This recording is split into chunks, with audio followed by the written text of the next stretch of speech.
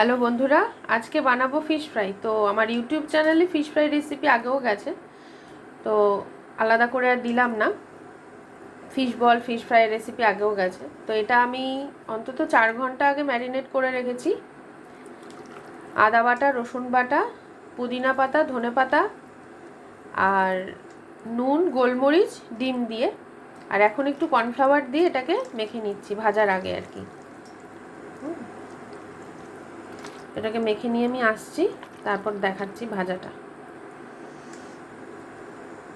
তো এটাতে যেহেতু ডিম টিম সব মাখানো আছে, আমার ব্রেড ক্রাম নেই, তো এখানে কর্নফ্লাওয়ার আর ময়দার মধ্যে আমি এটাকে ডিপ করে নেব।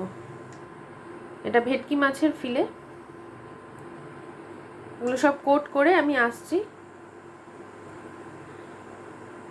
এটা আমি ডবল করে কোট করে নিয়েছি। এগুলো ফ্রিজে 3-4 দিন রেখেও দিয়ে খাওয়া যায়। তো এটা হয়ে গেছে। ব্রেড ক্রাম হলে মচমচে হয়। তো এটা আমি দিয়ে দেবো আমার তেলে। হয়ে যাচ্ছে ফিশ ফ্রাই।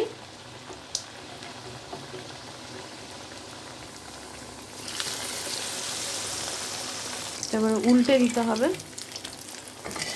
বা এরকম করে হালকা ভেজেও রেখে দেওয়া যায়। সকালে বিকেলে যদি কেউ আসে আরেকবার ভেজে দেওয়া যায়, এরকম আর কি। আমার ফিশ ফ্রাই ডান। তো এইগুলোকে আমি তুলে নিই। তো বন্ধুরা, আমি সার্ভ করে দিয়েছি কাসুন্দি দিয়ে, একটুখানি চাট মশলা দিয়ে দিলাম ওপর দিয়ে। এটা কিন্তু মচমচে হয়েছে, এমনি আমি দেখিয়ে দিচ্ছি। এই যে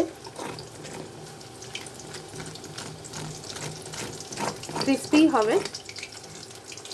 তো তোমাদের কেমন লাগলো বলো। অলরেডি আমি আরও ভাজছি। তো আজকের মতো টাটা।